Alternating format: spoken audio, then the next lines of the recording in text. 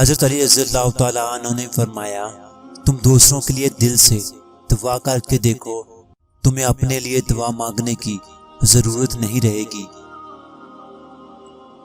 رب کی نعمتوں کا ہم شکر ادا نہیں کر سکتے، رب کی نعمتوں کا ہم شکر ادا نہیں کر سکتے۔ وہ خوبصورت منظر کیسا ہوگا، وہ خوبصورت منظر کیسا ہوگا جب کعبہ شریف میں بارش کا موسم ہوگا۔ قرآن پاک کی تلاوت کی برکت سے ہمارا گھر روشن ہو جاتا ہے۔ نماز وہ عبادت ہے جو شیطان کی شکست ہے اور مومن کی جیت ہے۔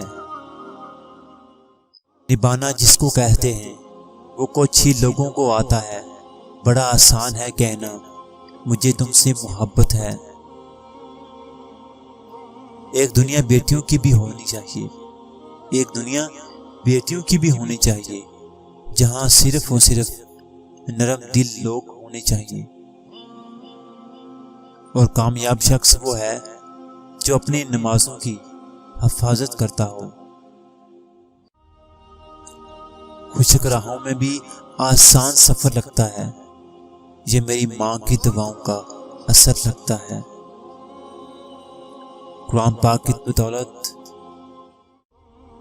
قرآن کی بدولت ہی ہم کو کامیابی مل جاتی ہے۔